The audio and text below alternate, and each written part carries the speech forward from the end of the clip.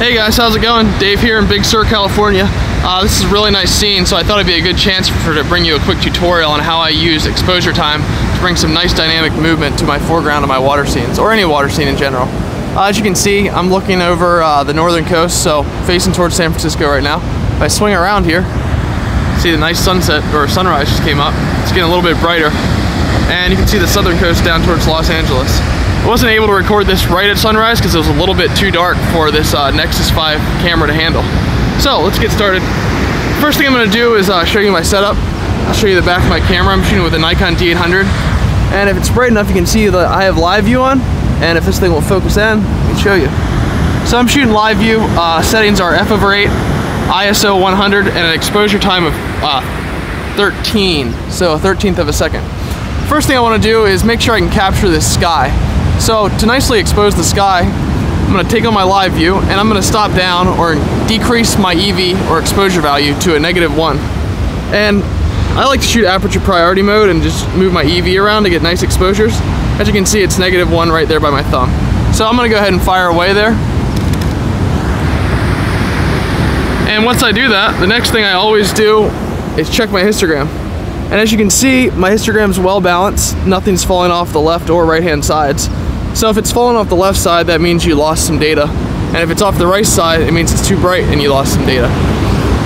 Next thing we want to do is expose this mountain scene. So you can see the coastline's a little bit dark in there, and I want to brighten that up or maybe well expose it. So I'm going to decrease my EV. In this case, bump it up to 0. And all my other settings are still the same. And then I'll fire away. And once that goes ahead and exposes, I will take a look, as I always do, at my histogram. So that looks good to me. I'm not losing any dark data off the left or any bright data off the right. Now the last thing I want to do, which can be a little bit tricky, is to capture these waves moving in. Now I don't really want to do a long 30-second exposure for that milky kind of wave feeling. I want to do more of between a 1/5 of a second and a second, so you can actually see the movement of the water. Now it's kind of bright out, so I threw my 10-stop variable ND on. I'm going to shoot with about a 3-stop out of that 10-stop. If you don't have a variable ND or an ND at all, you can also just increase your aperture. And as you can watch my aperture, which is right here by my thumb, when I increase that, you'll see my exposure time go up. Now keep in mind, for landscape stuff, I normally shoot between f/8 and f/11. Once you start getting higher, you will increase your the depth of field of your shot, but it'll actually degrade the image quality, so I like to stay away from that. But for things such as water, I can go ahead and just capture the water at maybe a high f-stop, such as this, and then I'll go in Photoshop and just blend that water back in. And since water's already blurry and kind of smooth looking, you don't have to worry too much about degrading that clarity. So I'm going to go ahead and grab an exposure time around a second. And once these waves start to move in a little bit, we'll wait for a good wave to come in here, I'll snap it off. And you'll kind of have to take some practice with this. For each scene I shoot, I normally take 4 or 5 exposures for the water movement, and I'll just mess around with different exposure times until I get something I like. And then once I get home, I can kind of review those and see which one I like the best. And also once I get home, I'll take those 2 initial images we had, the one for the sky and one for the foreground, and I'll blend those together. So I'm basically blending 3 images. I'll blend the sky, I'll blend the foreground for the dark area, and then I'll blend the water as well. And I think this wave's coming in. Maybe we won't get any waves now that I'm doing this tutorial. They were crashing the coast pretty hard earlier today, and even a few seconds ago. So let's see what we get here.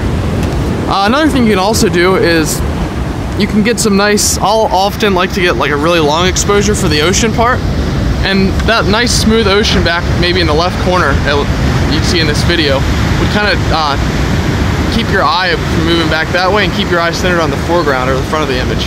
And I'll often do that as well. So as you can see, some water's come in here down at the bottom of the picture right now where it's a little bit shiny.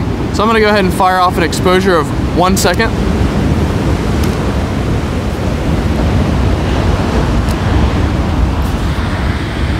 And then I'll just go to my review of my camera, and I always look at my histogram, and my histogram's good, nothing's blown out. So the next thing I'll do is actually review the image and make sure that looks alright as well. And I see some nice water movement in here, and as you can see, some waves are coming up now, so I'm going to fire a few more off.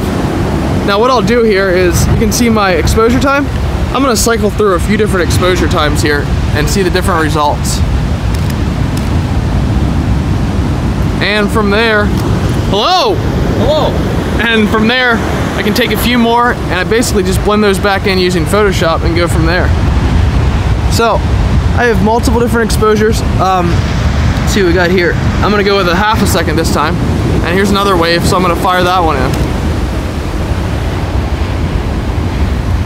And once I take that one, I'll check my histogram, it looks good, and I think we're good to go.